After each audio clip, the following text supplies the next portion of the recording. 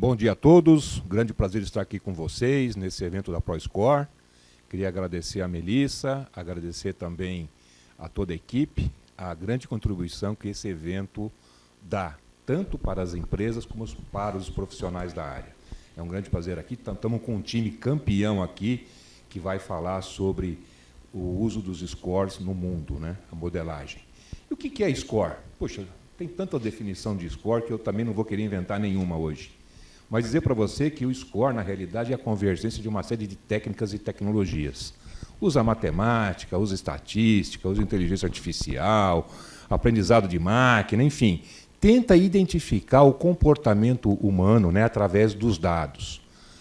E, normalmente, quando a gente fala de score, todo mundo pensa em crédito, mas não. Estamos utilizando isso em todas as áreas hoje do conhecimento.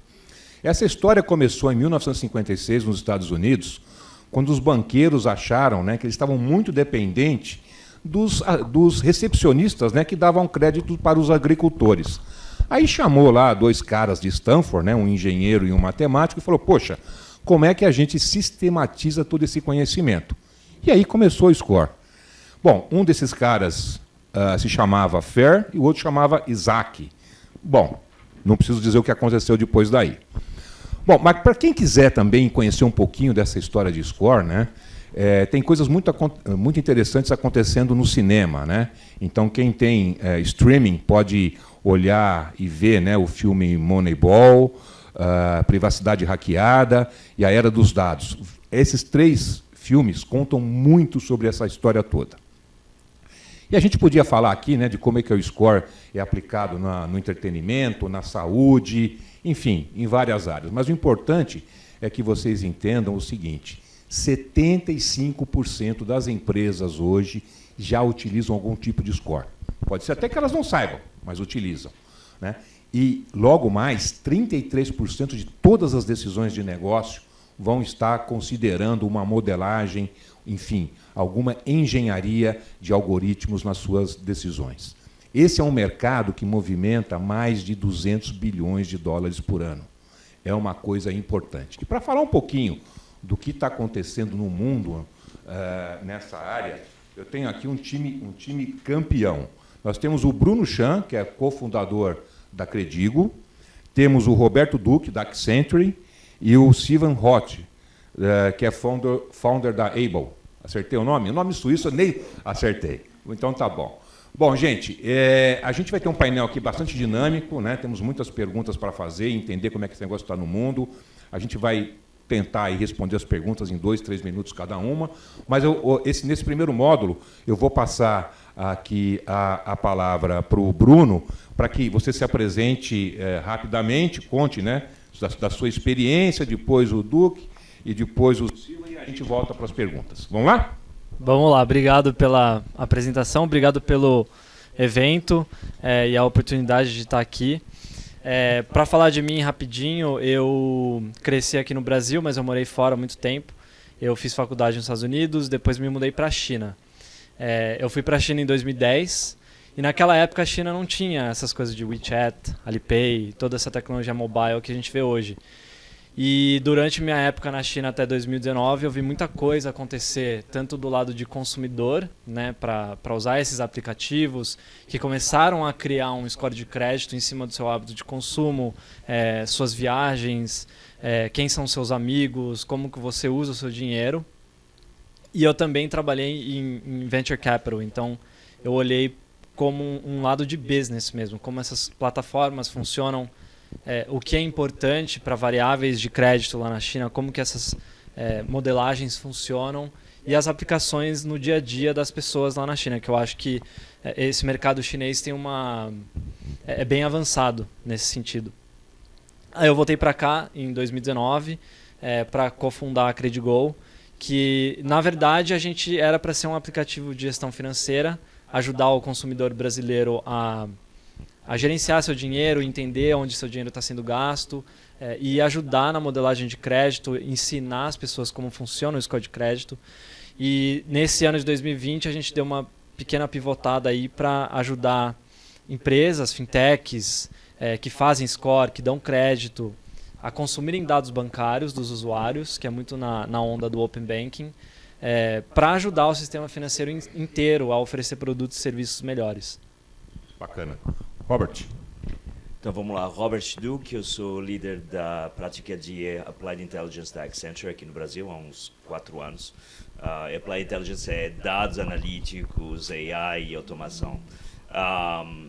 Eu vou dar um pouquinho mais de background depois, mas assim, acho que um dos elementos fortes para esta conversa, eu tive na FICO durante bastante tempo, inclusive como líder global do FICO Score, então desse Fair Isaac Company Score. Mas você não conhecia nem o Bill, nem o Earl? Eu fui contratado pelo Bill Fair. Você está brincando. Pô, é um ícone. Você é um velho, ícone. Você é um ícone do mercado. Já estou me dando como velho, mas tudo bem, não fui contratado pelo Bill Fair. Então eu estava na FICO antes, tanto na Europa, quanto na América Latina, quanto nos Estados Unidos. Aqui eu voltei para o Brasil há uns 4 anos para montar essa prática aqui na Accenture, porque achávamos que tinha, do meu ponto de vista, tem uma oportunidade enorme no mercado. Então, primeiro, tem um tamanho enorme, tem um skill set enorme, e o know-how que você pega em empresas de tipo FICO, de empacotar esse analítico, é diferente do know-how de engenheiro montando alguma coisa ou acadêmico montando alguma coisa. Tem todo um elemento de produtização, e a ideia era fazer isso na Accenture. Hoje, a Applied Intelligence é um dos maiores grupos de Advanced Analytics da Accenture no mundo. Então, esse é o background. E tem envolvimento em startups, etc., mas faz parte. Bacana. Silvan? Olá, bom dia. Me chamo Silvan Hodge. Quero agradecer a oportunidade de participar nesse painel. Eu sou cofundador da Able, que é uma startup que desenvolve tecnologia para operações de crédito. E no meu passado, eu sou suíço, no meu passado eu trabalhei num fundo de private debt como gestor de fundo, e eu tinha a oportunidade de investir em vários tipos de crédito novo, por exemplo, nos créditos emitidos nas plataformas digitais na Europa. E daí eu conheci um pouco os modelos de negócio dessas fintechs na Europa. Bacana. Bom, gente, vamos fazer um pinga-fogo aqui, né? Um bate-bola bem rápido. Eu queria escutar de vocês, né? Cada um aí está numa região do mundo, né? Cada um é proveniente, ou teve uma experiência numa região do mundo. O que vocês podem dizer sobre Ásia, América do Norte, Europa, né? No uso dos scores? Como é que está esse desafio? E conta para mim aqui, você está ranqueado lá no score chinês, né? Ou não? Eu tô ranqueado. Bom, eu morei bastante tempo lá, então eu dei o meu opt-in para fazer parte do sistema privado de escoragem de crédito, que o que eu estou me referindo é o do Alipay, que é o do Ant Financial. Você não está no social score lá do governo? Então, eu queria diferenciar as coisas. Existe o score público, né, do governo, e existe o score privado, que são dessas empresas como WeChat e Alipay. O score público, né, que é essa coisa de social score, acho que foi passada uma lei em 2014, que é essa iniciativa do governo de coletar dados, tanto do setor privado quanto público, para montar um score para todo mundo. E isso eu acho que ainda não está em full scale na China. Então, o que a gente se refere a score de crédito na China hoje é o setor privado. Então, eu faço parte do score do Alipay, foi um opt-in, foi opcional. E o interessante do score na Ásia, que é diferente talvez daqui do Brasil ou dos Estados Unidos ou da Europa, é que eles montaram o score de crédito em cima de dados alternativos, desde o começo. Porque a China é um país muito, muito antigo, ele ficou moderno muito rápido, muito recentemente. Então, eles começaram a utilizar dados alternativos de celular, de hábito de consumo, geolocalização, e para escorar pessoas que talvez não fossem bancarizadas.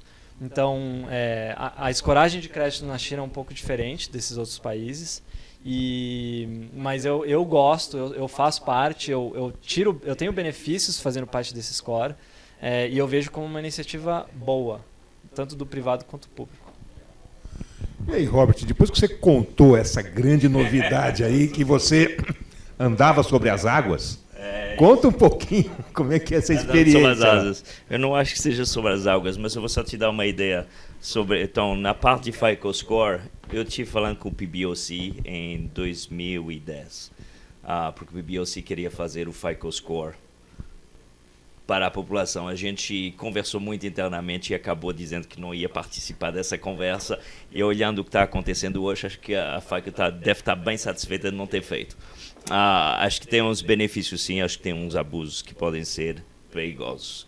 Mas só dar uma perspectiva. Então, sobre a parte dos Estados Unidos, o FICO Score, a nível de crédito, são 90% do mercado financeiro. Então, é o que se chama um monopólio econômico.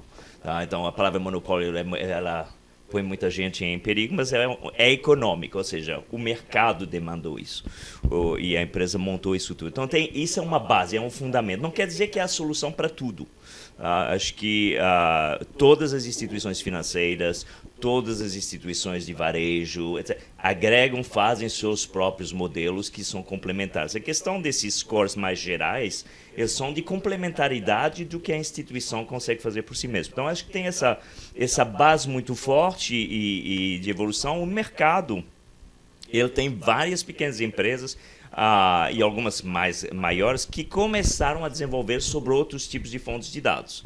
Acho que na parte de empresas menores, startups, a gente pode olhar Kabbage, por exemplo, na parte de small business, de pequena e média empresa, que fez um super trabalho de utilizar a informação alternativa. Mas se você olhar até nos incumbents, pega a Goldman Sachs com a Marcus, eles, na realidade, montaram, eles são clientes de FICO Score, tradicional de bureaus, mas eles montaram também internamente várias fontes de dados e desenvolveram os elementos a mais. Então, assim, o mercado tem o tradicional, como você disse, 56, e o Bureau Score, que é de 80 e pouco, acho que é a primeira vez que foi feito. Mas tem um grande desenvolvimento interno, porque esses desenvolvimentos internos permitem capturar elementos ortogonais que não vêm nos elementos tradicionais de score. Então, acho que o mercado americano está vendo isso, mas tem um fundamento contínuo. E tem que ter cuidado, às vezes tem aquele elemento, o mercado americano não está inovando tanto nessa área. Tem que ter muito cuidado com isso. Parte é o seguinte, todos os elementos dos scores principais, tipo do FICO ou alguns dos scores que os bureaus prepararam, eles servem de alicerce para toda a parte de securitização do governo, etc. Então, assim, tem todo um baseline que é consistente, que mantém isso e que você não pode mudar tão drasticamente. Mas isso não quer dizer que não tem inovação nas instituições. Elas fazem coisas novas. Então, acho que é um pouco essa evolução do mercado nos Estados Unidos. A gente vê muito aquele elemento forte. O FICO é... esqueci o nome do score, o Vantage. O Vantage Score, tipo... são esses dois. Não é. Você vai em várias instituições, elas desenvolveram algumas coisas completamente diferentes. Empresas, a EFL fez outros tipos de score aí no mercado, e são todos complementares. E mesmo assim, os jogadores grandes também eles estão desenvolvendo novas coisas. A gente viu a Experian tentando comprar uma empresa no UK que não foi autorizado, mas tudo bem, que estava olhando dados de transações bancárias. A FICO fez alguns acordos com bancos para pegar essas informações transacionais, ou seja, tem inovação, só que o cloud de regulatório, ele faz com que pareça que esse novo desenvolvimento não aconteça, mas acho que continua tendo uma evolução forte. Bacana. Silvan, a gente estava falando um pouquinho, né, sobre essa questão do uso do score na Europa, né, que sempre é mais conservador, vamos chamar assim, né, o europeu, via de regra, né, ele toma muito mais cuidado, né, com o direito do consumidor e tudo mais. O que você conta de novo lá? E você também você me deu uma ideia muito interessante, né? Você me lançou um desafio que eu estou pensando, viu, cara, que as taxas de risco não estão ajustadas aos juros atuais. Fala um pouquinho, vocês estão brincando com isso lá, aqui? O que você conta de novidade? Então, na Europa, a grande força atrás da inovação é a mudança do consumo para online.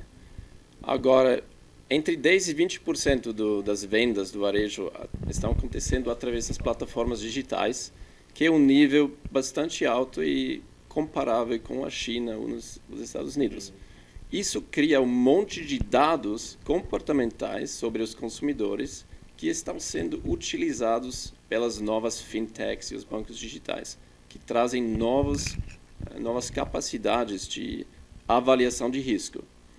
E lá, isso afeta a oferta de produtos, porque cada vez mais tem produtos melhor precificados, serviços melhor precificados, e também melhor customizados às demandas dos consumidores. Tem esse efeito também do lado da demanda, porque o consumidor cada vez mais quer a facilidade e a simplicidade que ele recebe nos serviços da Big Tech. Ele quer também isso nos serviços financeiros.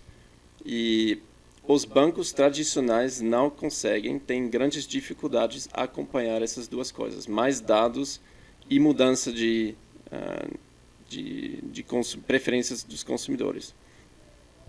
O melhor exemplo disso é que, por exemplo, quando você quer fechar um empréstimo com um banco tradicional, você ainda vai lá na agência para eles poderem concluir o processo de avaliação de risco. Isso é um sistema muito antigo e por isso os bancos estão perdendo muito market share pelos novos players que trazem essa inovação e essas capacidades. Bacana, muito interessante. O Robert, deixa eu te fazer uma pergunta que você vê que o tempo passa, mas os medos continuam, né? Eu estava comentando agora há pouco, no século passado eu trabalhava numa indústria de mídia. E a gente já tinha grande medo das Big Techs. Elas não chamavam Big Techs naquela época, né? Mas já se tinha, eles vão arrebentar com a mídia. Aí passam-se os anos, né? Vira-se o século, etc. Hoje eu estou no segmento financeiro já há alguns anos, né? E eu escuto a mesma conversa. As Big Techs estão chegando e elas vão mudar todo esse modelo muito por entender, né, matematicamente como é o comportamento das pessoas. Você tem medo das Big Techs? Eu acho que as Big Techs elas vêm para fazer um desafio. Tá? Eu não acho que é uma questão de ter medo, não. Faz 25 anos que eu estou neste espaço. Escuto um monte de histórias sobre o quanto de dados alternativos, que tipos de dados alternativos estão sendo usados. Assim. Se isso fosse tudo corretamente, alavancável corretamente, o Google já seria o cliente principal de scores nos Estados Unidos. Não é. Então, assim, o que eles têm, sim, é uma capacidade de inovação e uns pockets muito grandes que permitem o mercado evoluir. Não dá para descartar os bancos grandes, porque, na realidade, a gente está vendo eles se reinventando. Pensa o seguinte, quem mais conservador você imaginaria nos Estados Unidos como banco do que Goldman Sachs? Right? E se você olhar a parte de financiamento que eles estão lançando hoje no Marcos, ela está com uma mentalidade de varejo. De varejista. Foi montado dessa maneira num banco de investimento. Então, assim, eu não acho que tenha que ter medo, acho que tem que alavancar, acho que tem parcerias muito fortes que podem ser feitas e uma oportunidade de fazer cross-industry. Acho que a gente ainda tem aquela mentalidade de silos. Bancos, tech, telecom, etc. Isso aqui está começando a desaparecer. E parte da vantagem desse mundo de dados é que, na realidade, o cruzamento dessa informação ela acaba beneficiando um monte de pessoas. É só olhar aqui no Brasil a parceria que a TIM montou com a C6. Acho que é um dos exemplos que dá para olhar. Você acha que a parte de dados não é relevante nessa história? É óbvio. Tá? Então, assim... Acho que não é de ter medo, acho que eu gosto desse desafio e, sinceramente, a maioria dos clientes que eu tenho em instituições mais tradicionais, eles gostam desse desafio, porque, eventualmente, força a mudar algumas coisas e alguns paradigmas internos. Bacana, interessante. Eu acho que é um debate muito... E você levantou uma ideia aí que realmente nos faz pensar, né? Quer dizer, será que esse segmento de indústria que a gente conhece hoje está tudo estruturado dessa forma? Quanto tempo vai continuar isso? Cara, aí eu fiquei assustado agora, eu fiquei com medo. Eu vou te dizer uma coisa, eu tive uma conversa uma vez com a eHarmony, o site de dating. Eles te dizem que eles não são uma empresa de dating. Eles te dizem que eles são uma empresa de dados. Eles começaram por dating. Então, acho que esse conceito, agree, disagree, mas esse conceito ele é interessante. Bruno, nessa linha, então, eu queria te escutar um pouquinho, né? Como eu vou aqui falar um negócio aqui que todo mundo sabe, todo mundo fala, mas dados hoje é a nova indústria do petróleo, né? Um negócio super interessante, super novo também, nunca ninguém escutou falar nisso, né? Mas dá a tua visão disso, você que tem essa experiência na Ásia, né? Essa questão do social, essa questão dos dados, queria te escutar um pouquinho também nessa visão. Legal. Eu, só para complementar... Porque lá tem muitas Big Techs, hein? Tem, e dizem que as Big Techs vão passar na frente das Big Techs do Ocidente, hein? Então, o que eu penso de score como consumidor ou como uma empresa que precisa consultar, talvez um FICO Score ou algum bureau de crédito aqui no Brasil, eu preciso, em muitas ocasiões, precificar meu usuário, ou eu preciso validar que aquela pessoa é ela mesma, então verificação de identidade. Esses são usos mais tradicionais de score. Se eu preciso consultar isso de um bureau, ou se eu posso consultar isso de uma Big Tech, para mim tanto faz, da onde vem a informação. Contanto que a informação seja específica, precisa e atualizada, digamos. Então, eu realmente acredito que ao longo do tempo, e a gente já vê isso acontecendo, fintechs ou novas empresas procurando fontes alternativas de dados para precificar o usuário, digamos, em questão de crédito. Então, eu acho que é uma questão de tempo para o market share de alguns birôs serem reduzidos e passarem para outras empresas, por exemplo, Able, ou outras fintechs, outras empresas novas que fazem uma modelagem de crédito, um score em cima de dados alternativos. Não digando que isso se os birôs ficarem parados, né, que não é o caso. Eles vão se adaptando, mas eu acredito que tem essa movimentação para outras empresas e quem está em um posicionamento melhor para providenciar esses dados são as Big Techs. Se isso vai acontecer ou não, não sei, mas é o que eu acredito. E falando de China, né, as Big Techs... Dizem que vão ter já temos mais unicórnios chineses na área de inteligência artificial do que nos Estados Unidos, né? Sim, com certeza. Eu sou enviesado, né, porque eu morei na China e eu acredito muito nas inovações da China. Se você parar para olhar, em 1980, a China era um país com 500 milhões vivendo em pobreza. Hoje, menos de 1% da população vive em pobreza. Então, em pouco tempo, o país conseguiu resolver os problemas básicos, né, da população e agora está começando a criar inovações, né? Antigamente era o copy-paste, agora não, eles estão criando coisas. Então, você não vê modelos igual WeChat ou Alipay mundo afora. E essas Big Techs estão tentando expandir. Existe uma dificuldade de cultura, de barreira de entrada, questões do governo e privacidade, enfim. Mas elas estão crescendo e querendo dominar o resto do mundo, como o Facebook, o Google fizeram pelos Estados Unidos. Agora, falando mais de escoragem de crédito lá na China, tem muita gente que acha que esse score de crédito é uma coisa meio de distópia, que é uma coisa meio que de Black Mirror, que as pessoas que estão com score baixo não têm acesso a serviços financeiros ou coisas básicas da sociedade. Realmente existe esse risco, né, do governo. Existem cenários que, se você tem um score muito baixo, você não pode comprar uma passagem de trem, por exemplo. Você não pode comprar uma passagem de avião. Então, isso limita uma certa base da população que tem um score baixo. São problemas que ocorrem naturalmente. Aqui no Brasil a gente também vê isso com pessoas que são negativadas, que são exclusas do sistema financeiro. Mas no upside, né, no lado positivo, o score de crédito na China já vai muito além de empréstimo de crédito. É como se fosse, o score da Alipay é como se fosse um clube de benefícios, diria. Então, você acaba tendo desconto em certas lojas ou parceiros da Alipay, você acaba tendo facilidade, menos burocracia para fazer comprar certos serviços ou operar em geral.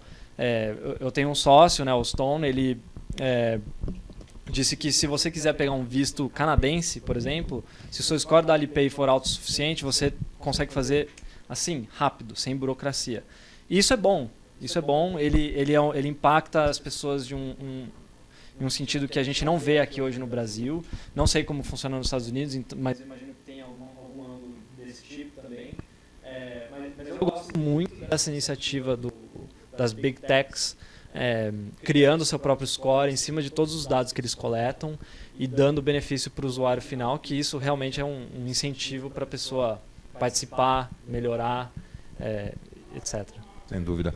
Bom, eu vou falar daqui a pouquinho, eu vou falar de um tema aqui de privacidade, né, que é sempre uma discussão muito relevante quando a gente fala de score. Mas antes disso, então não fala nada de privacidade por enquanto, hein Silva? Eu queria que você falasse um pouquinho desse novo consumidor. Você falou um pouco da questão relacionada a como as pessoas estão consumindo no e-commerce e que isso tem levado, né, a uma avaliação de risco diferente e até entender o comportamento também de maneira diferente.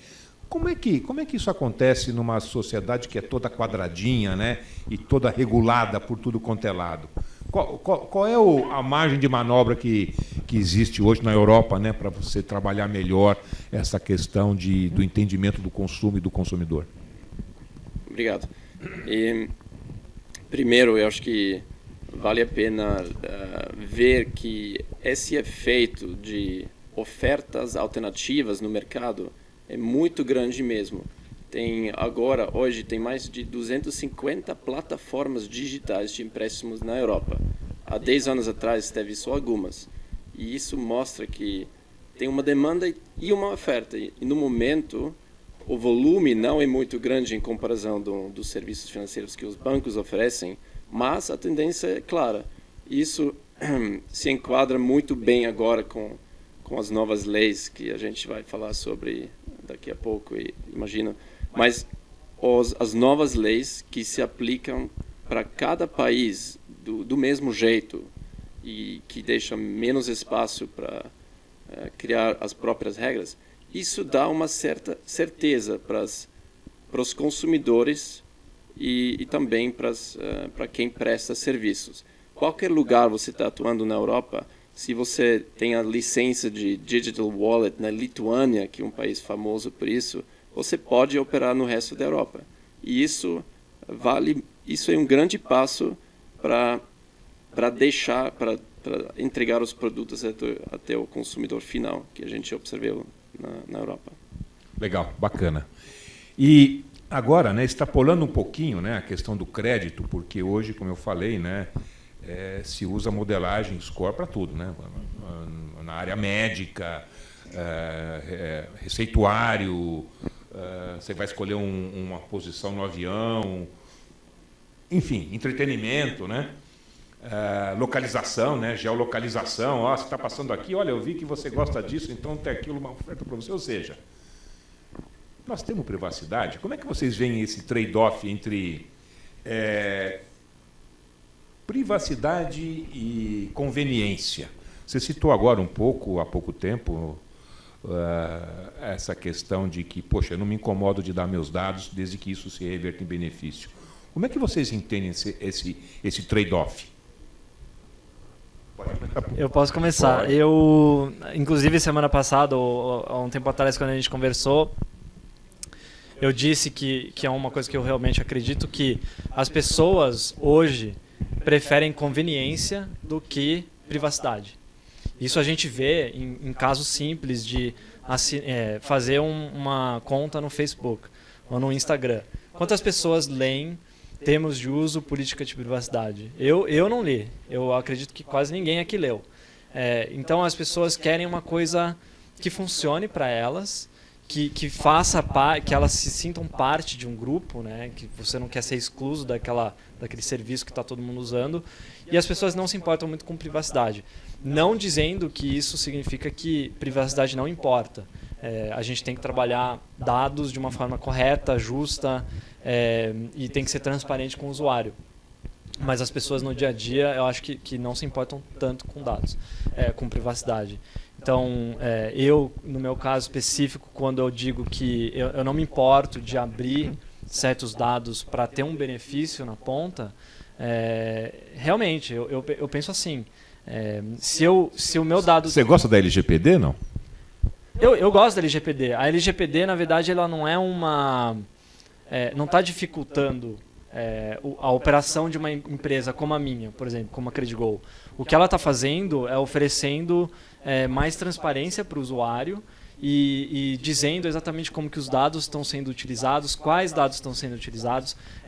Justamente por isso, ninguém lê termos de uso, ninguém lê a política de privacidade. A LGPD vem aí para facilitar a leitura, né, desses documentos que muita gente acaba não vendo. Então eu gosto da LGPD e de novo, conveniência é mais... Conveniência acima de tudo. Acima de tudo. Eu acho que sim.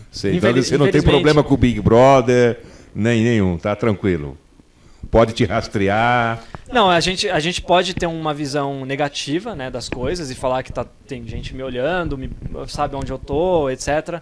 Mas a gente também pode olhar o lado positivo de eu vou receber sugestões de vídeos de coisas que eu gosto. Eu vou receber ofertas de marketing de produtos que eu preciso. A gente tem um lado positivo também. A gente não pode só olhar o lado negativo. E aí? Vamos lá. Talvez eu possa contribuir com minha perspectiva europeia. Vamos lá. Então, historicamente, os países na Europa implementaram as regras próprias na área de privacidade. E teve países como a Alemanha, por exemplo, que sempre tiveram leis muito restritivas. Isso tem a ver com a cultura e com a história do país. A sociedade passou uma experiência negativa com o estado de vigilância depois da Segunda Guerra Mundial e começou a valorizar a privacidade. E no outro lado tem países que sempre tiveram regras menos rígidas, os países periféricos, a Grécia, a Espanha. Mas desde 2 anos... Não fala de Espanha não, que eu sou de Extremadura, hein, cara. Olha aí. Desde 2 anos, quando entrou em vigor a nova lei GDPR, aconteceu uma unificação. E o medo inicial que isso vai destruir a inovação não se manifestou.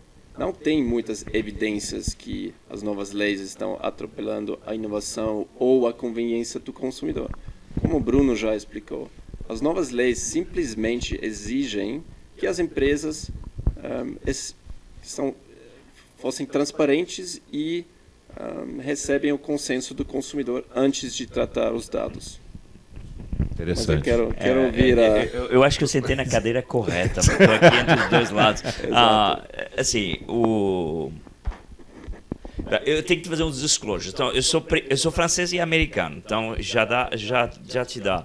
Crescido com uma mentalidade na França inicialmente, que é basicamente essa informação, você não põe ela disponível.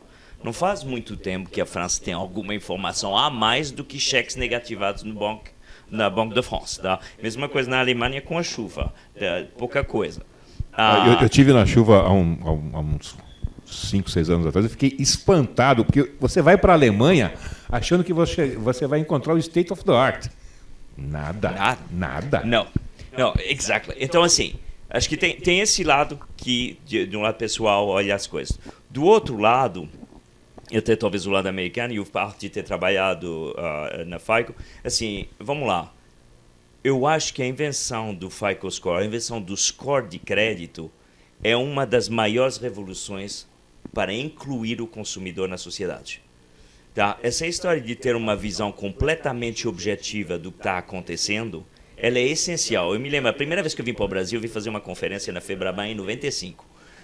E eu trazia um manual que a gente tinha escrito pro Congresso americano demonstrando o valor do score a nível de blind underwriting, de negros, de classes sociais, de qualquer elemento, então, evitar o elemento discriminatório.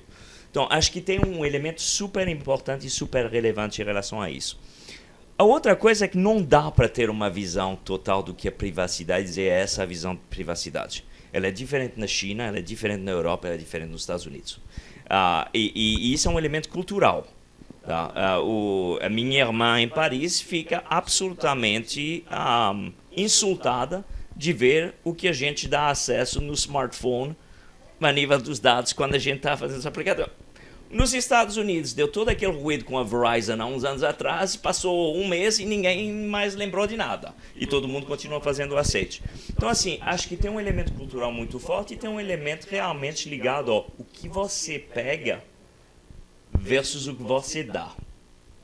O problema é que esse ponto de equilíbrio, ele é diferente em diferentes lugares. Então, conciliar isso faz com que o pessoal no Ocidente ache um absurdo o score social da China, ou faz com que os franceses ou os alemães achem que o score nos Estados Unidos é demasiado do que deveria ser, ou o contrário. Então, assim, acho que a gente tem que ver que essas barreiras são diferentes em cada um dos lugares sobre a definição do que é privacidade e o que você dá na sua privacidade. Acho que um ponto comum, ou pelo menos aqui é uma posição pessoal, acho que educação de mãe, né? Assim, a tua liberdade termina onde a liberdade dos outros começa. Tá? Então, essa definição ela é essencial no processo. O que está acontecendo, a meu ver? Alguns grupos, eu vou dizer grupo tipo o grupo de países, tipo a Europa, por exemplo, partem do princípio que para fazer isso corretamente tem que ser regulado. Você pega uma estrutura da China e diz não só vai ser regulado, como eu vou controlar o que vai ser feito. E você tem uma situação nos Estados Unidos onde essa regulação de acesso, ela existe, mas muito está nas empresas privadas de definirem o que elas podem ou não fazer.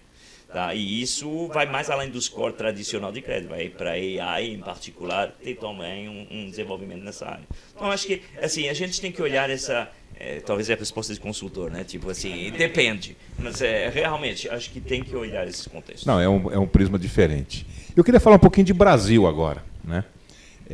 Nós estamos aqui com 3 pessoas com experiências distintas, né? E já disse um sábio, né, de que o Brasil não é para principiantes. E nessa área, né, se tivesse aqui umas 10 horas, eu teria muita história para contar, né, sobre score, sobre a justiça brasileira, enfim, né? Mas eu já apanhei muito, né, aqui no Brasil em função de cadastro positivo e score. Chegamos aí até o STF, porque se hoje a gente pode fazer score, né, lá em 2013, 2014, a gente comprou uma briga grande, né, com a justiça e fomos até o STF, né? Mas hoje a gente vive um mercado muito mais flexível, muito mais aberto. A minha grande curiosidade aqui é o que vocês têm 3 experiências diferentes, o que vocês viram no Brasil? Como é que vocês vão transpor esse conhecimento de outros mercados para o Brasil? Quais são as oportunidades que estão aqui? Vamos começar com você? Eu voltei para o Brasil justamente para trabalhar nesse meio entre consumidores, empresas, dados e muito envolvido em escoragem de crédito. Apesar de eu não ter muito conhecimento em score em si, eu acredito que com mais informação e mais educação financeira, as pessoas começam a entender o que é o score, como elas podem melhorar o score, para que serve, por que é importante, etc, etc. Eu acho que uma das dificuldades aqui no Brasil, que eu tenho visto, trabalhando diretamente com consumidores, inclusive em parceria com a ProScore, consumindo o score de crédito dos usuários e mostrando para eles, olha, esse é o seu score, e para isso que serve, a dificuldade aqui no Brasil, eu diria que o mercado ainda é muito novo. Tá? É muito binário. Então, se você está negativado, você está excluso de muita parte do sistema financeiro. Se você não está negativado, aí sim você está incluso. Então é binário. Então tem muita empresa que consulta um score e se está abaixo de um certo número, você não tem direito ao meu serviço. Isso é perigoso ter um sistema assim. Então a oportunidade está nisso. Como que a gente usa dados novos para criar uma metodologia que não é binária, é mais no sentido de pesos diferentes, notas diferentes. Tem muita fintech agora que dá crédito para negativado, porque essa pessoa tem uma capacidade financeira, ela consegue pagar um empréstimo com uma parcela que cabe no bolso, mas a negativação não deveria ser um impedimento, são outros fatores que agregam aquela idoneidade, aquele poder de consumo e poder de pagamento do consumidor. Então, o Brasil eu acho que é muito novo ainda, vocês podem até falar um pouco mais sobre isso, mas e quanto mais dados essas empresas tiverem, mais dados reais, financeiros, de consumo, de uso, de hábito, etc., para antifraude, para o que seja, melhor a gente consegue criar um sistema de score que seja mais realista, né? E mais inclua pessoas, igual você disse. O objetivo do score é incluir pessoas no sistema financeiro, não excluir. Né? Bacana. Então, vamos lá. Eu não vou falar da parte social, etc. Acho que, mas assim, começa por um elemento muito simples. País de tamanho continental. Então, assim, qualquer modificação que você faça de improvement tem uma escala e uma repercussão enorme. Mas por aí. Acho que na parte de crédito são 70 milhões de underbanked and unbanked. Então, enorme potencial. A gente falou um pouquinho disso. Risk-based pricing, inexistent. Tipo, o Brasil ainda não faz risk-based pricing, em geral. As instituições financeiras não fazem. Super oportunidade. Com as taxas de juros caindo, vai ter que entrar de qualquer maneira nesse sentido. Porque hoje o spread cobre um monte de coisa. Tá? Então, isso é o macro. Eu acho que tem um elemento, eu repito isso, as pessoas têm dificuldade em acreditar. E o brasileiro, em particular, critica muito o brasileiro. Assim, o brasileiro gosta de jeitinho, etc, etc. O interessante da história como estrangeiro é assim, tem um outro lado da moeda no jeitinho, que é jogo de cintura. Então, nos meus times, quando eu estava na Europa, ou quando eu estava nos Estados Unidos, etc., eu trouxe um monte de pessoas que eram clientes meus, pessoas que eram do Unibanco, um monte de pessoas que vieram. Porque eu acho que o universo que essas pessoas, no qual elas cresceram, obrigou elas a serem capazes de reagirem super rápido. E isso, quando você traz isso, por exemplo, na Inglaterra, onde teve alguns executivos que eu levei para lá, assim, abre os olhos do pessoal. E isso é importante por quê? Porque essa criatividade de testar te permite fazer coisas aqui que você não conseguiria fazer em outros lugares. Eu vou dar 2 exemplos para vocês. A gente fez todo um elemento de escoragem para determinar probabilidade de... tem que ter cuidado. A probabilidade de alguns profissionais virem a recomendar produto ou tratamento especificamente. Como é que isso foi feito? Usando reconhecimento de emoção. No momento em que você faz palestra e fala com eles das vantagens do produto, dos problemas do regulador, etc., e vê a reação deles versus os baseline. Ao mesmo tempo, você faz o crawling na internet e analisa, por exemplo, as teses das pessoas, as pesquisas das pessoas no que está aberto. Então, esse é um elemento. Por exemplo, a parte de social media, o meu time é uma das coisas que eu digo para eles, não toca. Mas a gente pode entrar sobre essa parte de privacidade. Mas isso de testar isso, de fazer isso... Para fazer isso na Europa, ou para fazer isso nos Estados Unidos, teria levado 5 anos de autorizações para poder fazer. Aqui a gente fez tudo, pediu as autorizações das pessoas, mas conseguiu fazer algo novo, algo completamente diferente. Fraud, waste and abuse na saúde. A gente teve que fazer todo um trabalho com uma seguradora importante aqui no Brasil sobre fraud, waste and abuse. A gente desenvolveu mais de 500 modelos, diferentes segmentos, diferentes splits, para poder testar novas coisas. E o problema, por exemplo, de um mercado na Europa ou nos Estados Unidos... é que assim, não, mas a gente sabe o que quer. E automaticamente o sabe o que quer pode ser mais eficiente em alguns elementos, mas ele te permite não ver os elementos que estão a mais. Então o Brasil tem esses potenciais e esse valor. Eu acho que o elemento de criatividade das empresas brasileiras, ele é um dos critérios ou das pessoas que é menosprezado, e em particular pelo brasileiro. Eu acho que esse é um dos potenciais que tem aqui. Muito interessante. O brasileiro tem uma capacidade de adotar ou de se tornar disponível, né, para as coisas de uma maneira bem interessante, apesar de toda a discussão de privacidade, né? Silvan, e que você largou aquele país confuso, bagunçado, né, da Suíça? O que você largou a Suíça e veio para o Brasil? Você estava muito cansado da bagunça lá e veio aprontar o quê por aqui? Boa pergunta. Isso eu acho que vai muito na discussão de antes, o valor de dados alternativos. Na Suíça, o governo colocou um limite de juros anuais de 10% pelos empréstimos ao consumidor.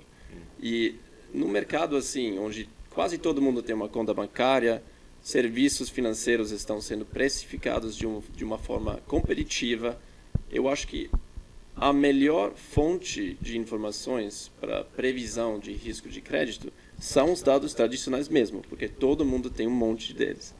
Só que tem situações onde faz muito sentido e onde os dados alternativos agregam mais valor. E eu acho que essa razão é porque a gente vem para o Brasil, porque aqui tem dados tradicionais de pagamentos no passado, sim, de operações de crédito, mas eu me pergunto, qual o valor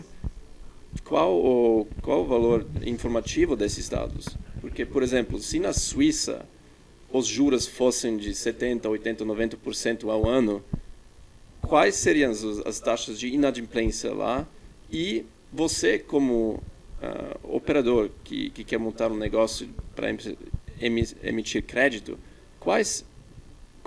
quanto útil seriam esses dados de performance desses produtos caríssimos se você quer emitir créditos com juros razoáveis? Eu vejo uma grande oportunidade com dados alternativos, capturar esse comportamento e ajudar na melhor precificação dos consumidores. Como eu acho que a gente está de acordo com isso. Eu queria voltar um pouquinho a esse tema, né? O Robert também passou rapidamente por ele.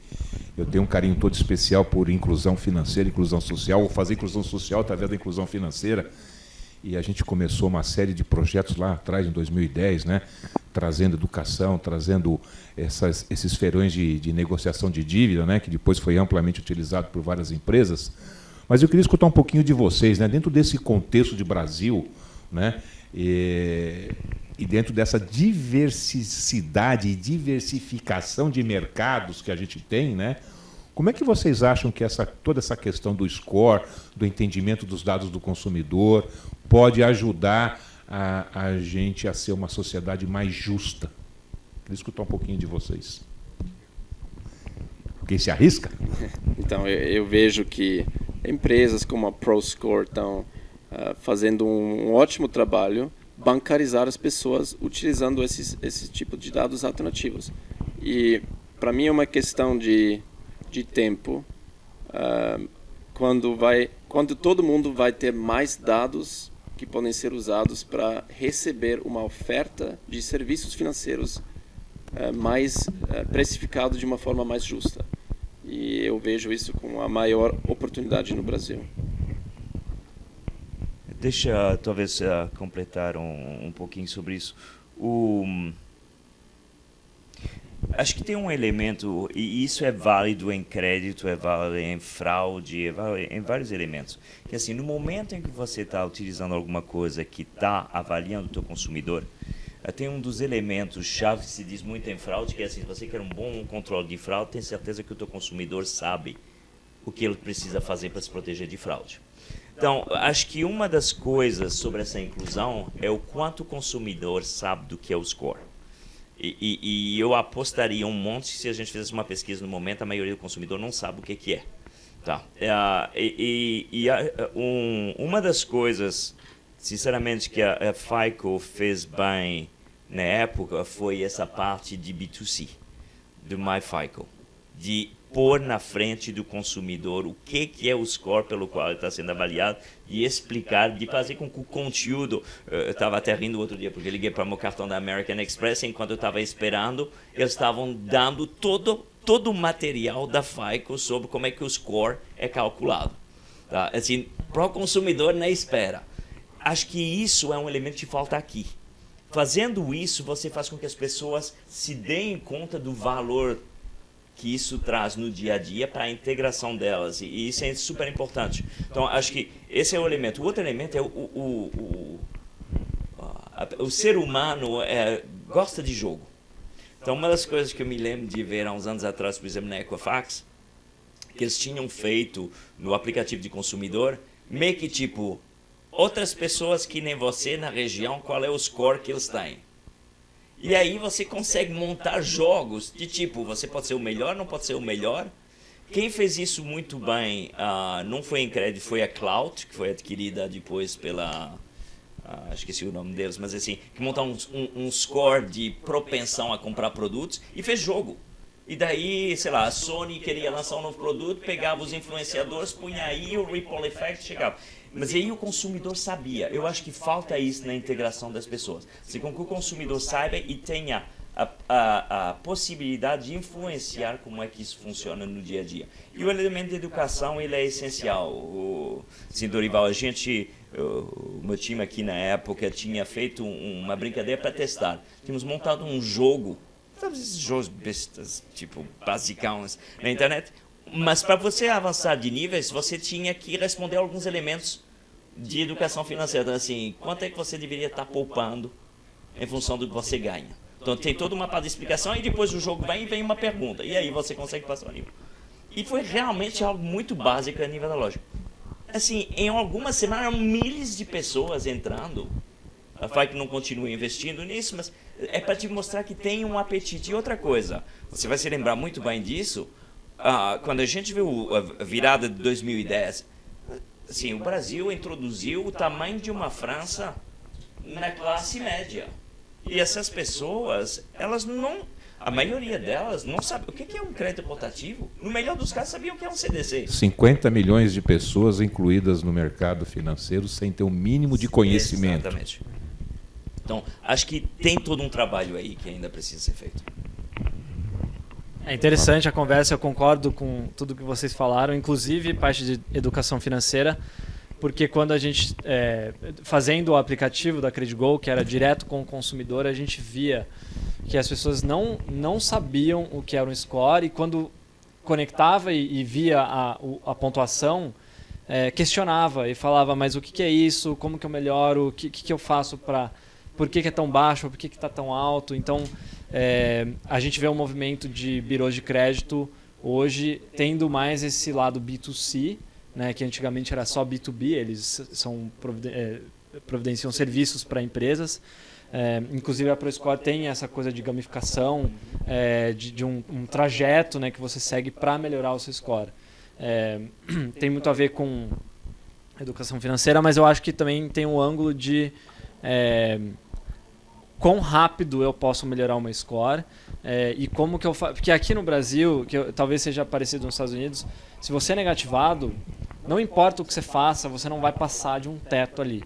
Então você tem que pagar a sua dívida, mas tem muita gente que não consegue pagar a dívida, mas ela ainda tem movimentação, ela tem conta, ela paga a conta. Então existe essa barreira, digamos, para 40% da população brasileira é negativado. Então é muita gente, né? Então como que a gente quebra esses paradigmas para que em vez de ser esse black and white, seja uma coisa mais unificada, né? Para todo mundo conseguir entender como funciona, conseguir melhorar o score e óbvio que elas deveriam pagar as dívidas, né, ao longo do tempo, isso também influenciaria o score delas.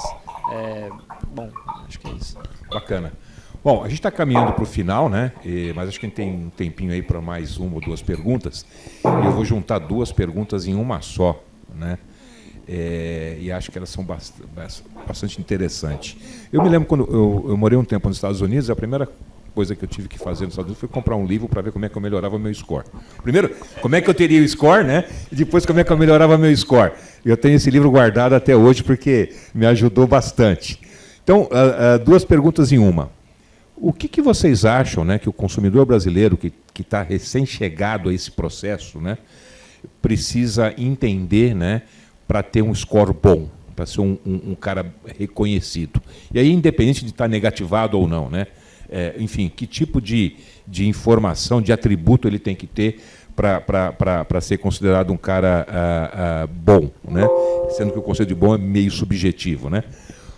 E o segundo ponto é o seguinte, né, na mesma pergunta, de quem é a culpa, né, dos algoritmos injustos? Vamos lá?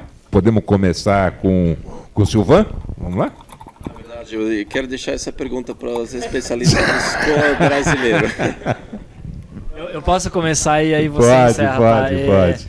Para responder a primeira parte, é engraçado porque quando a gente começou a CrediGo, até as pessoas que faziam parte da equipe da CrediGo não sabiam o que era um score de crédito. Então, o passo que eu acredito é que as pessoas têm que saber para que serve o score. Então, não apenas como melhorar, é para que serve. Tem gente que não sabe que existe um score. Então, eu perguntava para as pessoas, sabe quando você vai no banco abrir uma conta, a pessoa vai lá no computador e faz uma consulta, ou você vai numa loja, vai pegar um cartão de crédito, o que você acha que eles estão fazendo ali? Eles estão consultando seu score e as pessoas não entendem, não sabem disso. Então, o primeiro passo é entender quem está usando esse score, para que finalidade, e aí sim eu começo a entender como que eu posso melhorar isso. O que faz um score bom depende muito do mercado. Quem que é o culpado do algoritmo injusto? Quem é o culpado do algoritmo injusto? Essa pergunta é fácil, hein? Vai dizer, fácil? Vai dizer que é do cientista de dados, hein, pô? Não, Injusto também é difícil falar se é justo ou injusto. Eu acho que a gente tem que olhar, assim, o score é um método de calcular o risco que você traz, o seu risco financeiro, digamos. Então, se você tem dívidas, o seu risco financeiro é maior do que quem não tem dívidas. Eu acho isso justo, tá? Então, é difícil usar a palavra justo e injusto. A gente quer polêmica mesmo. A polêmica. Então assim, existem problemas no score, no jeito que o score é calculado, como eu já mencionei, né? Não pode ser uma coisa preto e branco, mas acho que o único jeito das pessoas melhorarem seu score e saberem como usa é isso aí, educação financeira, entender quem está consultando seu score, quais são os scores diferentes, porque não é um score só, tem gente que acha que é um score só, né, no Brasil, que não funciona dessa forma. Então, é muito mais no lado de educação e das pessoas, né, resolverem melhorarem a sua vida financeira para melhorar o seu score. Acho que esse é o primeiro passo.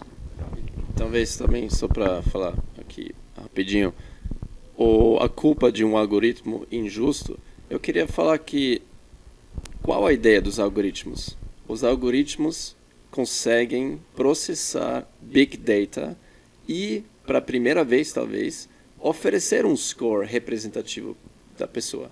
Esse problema de score injusto existe em todos os sistemas, mas eu acho que os algoritmos e as novas tecnologias vão conseguir melhorar, precificar os riscos, e daí esse problema vai diminuir também com o avanço da tecnologia. Bacana. Robert.